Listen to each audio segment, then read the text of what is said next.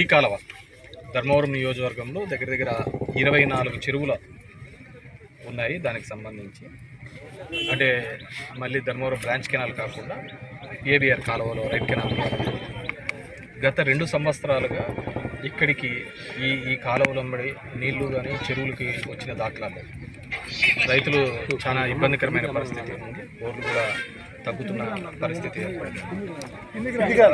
Basic ఏంటంటే ఇప్పుడున్న తనకి అవగాహన లేనితనము. ఈ 2 సంవత్సరాల్లో సరే తెలుసుకుంటాడులే, కొత్తగా వచ్చినాడు, 20 రోజుల్లో అయినాడు, కొత్తగా తెలుసుకుంటాడులే అని చెప్పేసి 2 సంవత్సరాలు కూడా ఆయనకు ఈ సంవత్సరం ఉంటాడు, ఈ సంవత్సరం ఉంటాడు అనుకుంటా బాగుంటూ పోయినాడు. ఈ పాటికే నీళ్ళు వచ్చిండాల్సి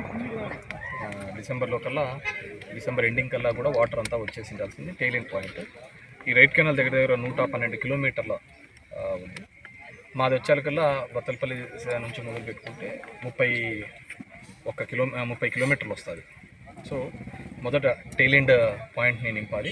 దీంట్లో ముఖ్యంగా 24 చెరువుల్లో ఉప్నేసన్పల్లి, చింతలపల్లి, మల్కాపురం, ముస్టూరు, సంజీవపురం, బత్తలపల్లి, పోట్లమరి తుమ్మలకుంట ట్యాంకు, అప్రా చెరువు, Naraharikunta, Battalapalli, Kummarolakunta, Narsimpalli, Kolreddikunta, Malyavantham, Cherlopalli, Kothapalli, Pullampalli tank, Nidigallu tank, Agraharam tank, Tadimarri east, west, Pullanarayanapalli tank, Midimekalapalli tank, Malkapuram, Tadimarri east tank, Nidigallu, Tummalakunta.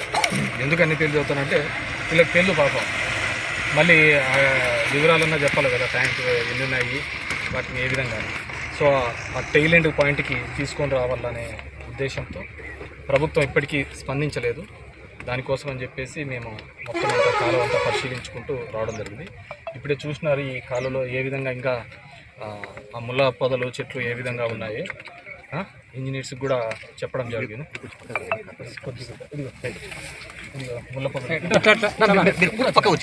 Engineers కూడా 2 ఇంజనీర్స్ కనపన్నారు, వాళ్ళు కూడా చెప్పడం జరిగింది. ఇమ్మీడియట్గా చెట్లు లేకుంటే పోరు. దీనికి అదేవిధంగా గట్టిగా పోలీస్ బందోబస్తు పెట్టి ఏర్పాటు చేసి గట్టిగా చేస్తేనే తప్ప లేదు. ఇంతకుముందు డీజీపీ రాముడు ఉన్నప్పుడు ఆయన డీజీపీగా ఉండే కాబట్టి పాపం నార్సింపల్లికి గట్టిగా తీసుకొని పోవడం జరిగింది. అట్లా వాళ్ళ ఊరికన్నా తీసుకొని పోవడం జరిగింది. ఇతను ఎమ్మెల్యే అయిన తర్వాత ఈ ప్రాంతంలో చెరువులు ఏమున్నాయో తెలియదు, ఎక్కడికి పోవాలో తెలియదు. ఎప్పుడో పాపం వచ్చినాయి. మనం అతన్ని ఎట్లా గెలిచినాడో అతనికే తెలియదు. ఇదంతా ఈవీఎంల మహిమ కదా. సో ఇక్కడున్న సమస్యలు తెలియదు. మేము వచ్చేటప్పుడు చాలామంది రైతులు కూడా కనపన్నారు.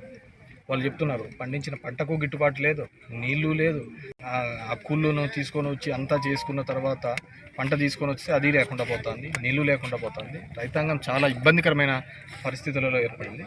నేను ఎందుకంటే మంత్రిగా ఉన్నావు, నీకు ఒక అవకాశం ఇచ్చినారు కాబట్టి ఖచ్చితంగా మీరు అది సద్వినియోగం చేసుకోండి. దీంట్లో నేను తిరిగానో, నేను చెప్పానో, ఇంకోటి తిరిగానని ఆ భేషజాలు వద్దు. మొన్న కూడా అంతే, తుంపర కట్టకపోయి తెలీదు పెట్టదు, ఊరికి పీకి పడేసినారు. మళ్ళీ నిన్న పోయి కలెక్టర్కి పోతే కలెక్టర్ ఉండి సరే రీస్టోర్ చేస్తాము. రీస్టోర్ చేసేటప్పుడు వాళ్ళు కేవలం 2 పైపులు మాత్రమే ఇచ్చారు. అంతకుముందు 6-7 పైపులు ఉంటాయి. ఎందుకే ఇట్లా చేస్తున్నావు? నేను ఇంజనీర్లతో మాట్లాడితే సార్ మీ వాళ్ళే సార్, అదంతా పీకి ఇప్పుడు గందరగోళం చేసి అంతా రూల్ ప్రకారం పోవాలా అని చెప్పినారు సార్ అంటే, సరే రూల్ ప్రకారం పోయినా ఇది అంటే సరే ఎక్కువనే ఇస్తాను సార్ అంటే ఊరికి తెలియని చేష్టలు చేసుకుంటా మొత్తం అంతా గబ్బులు చెప్తారు. ఈరోజు రైతాంగం చాలా ఇబ్బందికరమైన పరిస్థితిలో ఉంది. ఖచ్చితంగా మీరు ఈ చెరువులన్నింటినీ నింపాలి. ఏదో తీసుకొని వచ్చినాము, కాలువలు పాసాన్ అయిపోయినాయి, ఏదో గుంతలు నింపినాము అని కాదు. 2 సంవత్సరాలుగా అసలుకు ఏ చెరువు నిండలేదు. 2 సంవత్సరాలుగా ఈ పిఏబిఆర్ రైట్ కెనాల్కి ఉన్న ఏ చెరువు నిండలేదు. ఖచ్చితంగా అన్ని చెరువులు నిండాలి. మీకు అవసరమైతే అక్కడున్న మా రైతులు, ఆ గ్రామస్తులు అందరూ కూడా సహకరిస్తారు. మీకు ఎవరో ఒకరిద్దరే తెలిసి ఉంటారు ఆ ఊర్లలో, వాళ్ళ వల్ల చేత కాకపోతే డెఫినెట్గా చెప్పండి. దాంట్లో ఏం భేషజాలు ఏం లేదు. రైతుల విషయంలో వాళ్ళకు ఆ పార్టీ వాళ్ళకి చెప్పాలి, ఈ పార్టీ వాళ్ళకి చెప్పాలి, రైతుల్లో ఎక్కడ కానీ పార్టీలు కానీ ఉంటుంది. సో ఖచ్చితంగా ఈ అన్ని చెరువులు కూడా 24 చెరువులు కూడా నింపాలి అని చెప్పేసి ప్రభుత్వాన్ని కోరుతున్నాము, డిమాండ్ చేస్తున్నాము. లేకపోతే ఖచ్చితంగా ఎందుకు అంటే లాస్ట్ టైం ఊరికి గుంతలు నింపేది, ఊరికి 10 రోజులు నీళ్ళు వచ్చేది, మమ అనిపించడం, వెళ్ళిపోవడం జరుగుతుంది. ఎందుకంటే ఇదంతా ఎట్లా తయారవుతుందంటే పీపీపీ మోడ్లో జరుగుతుంది అనమాట. ఆయన ఎక్కడో ఉంటాడు, అదేదో సినిమాల్లో ఉంటే వామ్మ మెరుపుతీగా అన్నట్టు నెలకు ఒకసారి 2 రోజులు వస్తాడు. ఇక్కడ వాళ్ళ అటెండర్లు పిఏలు ఏదో చూసుకుంటా అంటారు, వాళ్ళకు తెలియదు, ఈ అవగాహన లేదు. కాబట్టి మంచో చెడో నువ్వు గెలిచావు. ఈ ప్రాంతంలో అభివృద్ధి అంటే ఎలా ఏం జరుగుతుందో తెలియదు. ఉన్నదానిలో నువ్వు నాశనం చేయొద్దండి. రైతాంగాలను నాశనం చేయాలి అని కోరుతున్నాను. ఎందుకంటే ప్రతి చోట ఇంకా 2 years నుంచి వాటర్ రాలేదంటే అర్థం చేసుకోండి. రాయలసీమ ప్రాంతంలో హార్టికల్చర్ మంచి పంటలు పండే ప్రాంతంలో ఇప్పటికీ గిట్టుబాటు ధర మీద ఏమీ చేయలేకపోతున్నారు. అరటి అలాగే ఉంది, చీనీ అలాగే ఉంది, ఒక దానిమ్మ కోటే కొద్దిగా స్టేబుల్గా ఉంది. టమోటో చూసాం, నిన్నటి వరకు 300-400 రూపాయలు బాక్స్ పలికింటే ఈరోజు 60 రూపాయలకు వచ్చింది. అదేవిధంగా ఆనియన్స్ అదేవిధంగా పోతుంది, కనకాంబరాలు అట్లే పోతున్నాయి. మొత్తం అన్నీ కూడా ఎవరు మాట్లాడేవాడు లేడు, అంత బ్రోకర్లదే రాజ్యం అయిపోతుంది. తను అడిగేవాడు ప్రశ్నించేవాడు ఎవడన్నా ఉంటా అంటే ఏమని అనుకోవచ్చు. ప్రభుత్వము మార్కెట్ ఇంటర్ఫీర్ అయినా అనుకో, నేను నువ్వు కొనకపోతే మేము కొంటామని మార్కెట్ గవర్నమెంట్ వచ్చిందనుకో, ఖచ్చితంగా వీళ్ళు కూడా రేట్ పెంచుతారు. ఆ పద్ధతి ఎక్కడ కనపడుతోంది? ఆ మార్కెట్ ఇంటర్ఫీర్ కాదు కదా, ఏమే కానీ చేసే పరిస్థితిలో లేదు. సో ఈ గవర్నమెంట్ని డిమాండ్ చేస్తున్నాము, ఖచ్చితంగా ఈ ధర్మవరం PABR రైట్ కెనాల్లో ఉన్న అన్ని చెరువులు నింపాలి. మీరేందో ఆ చెరువులేకి అట్లా పోనిచ్చేసి మూసేసేది కాదు. మీరు ఖచ్చితంగా ఇది కావాలంటే పటిష్టమైన బందోబస్తు పెట్టాలి, మానిటరింగ్గా తిరుగుతూ ఉండాలా. తిరిగి ఈ కాలువ గట్టు మీద తిరుగుతూ ఖచ్చితంగా ఎక్కడైనా కానీ ఎవరైనా కానీ పీకేసినా కానీ ఎవరైనా కానీ ఇది చేసినా కానీ వాళ్ళందరినీ కూడా టఫ్గా యాక్షన్ డీల్ చేస్తేనే తప్ప ఈ చెరువులకు నీళ్ళు రావు. ఖచ్చితంగా ఈ చెరువులన్నీ నింపాలని చెప్పేసి కోరుకుంటున్నాను. ఇప్పటికే 4 రోజులు డెఫినెట్గా ఈ రైతాంగం అందరినీ తీసుకొని పోయి కలెక్టరేట్ దగ్గర మేము ధర్నా చేసే పరిస్థితి. మీరు అడాతడపా చేసినా కూడా మేము ధర్నా చేస్తాం.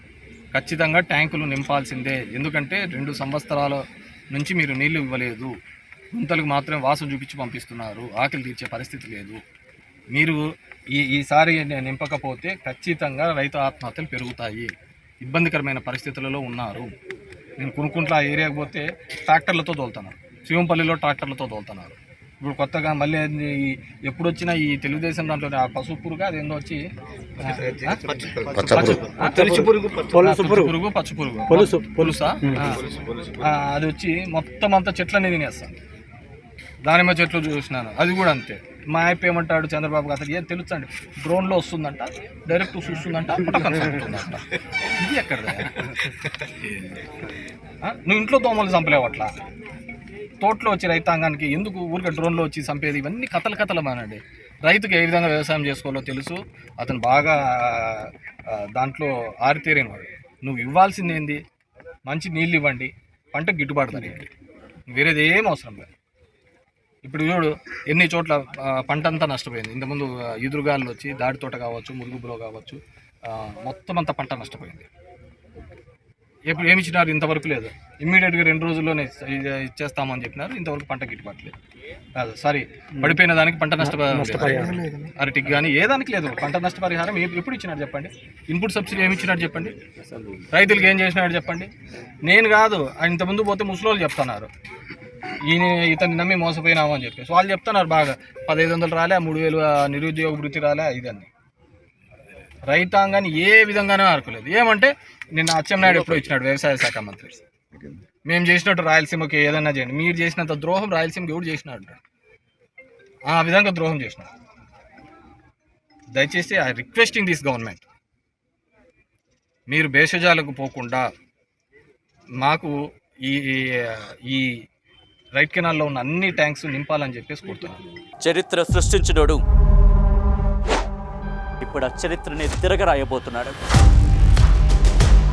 అబద్ధాల గోడల్ని బద్దలు కొట్టి నిజాలను రాగా మీ ముందుంచబోతున్నాడు. నిజమైన వార్తల కోసం వెంటనే డౌన్లోడ్ చేసుకోండి రా యాప్ని.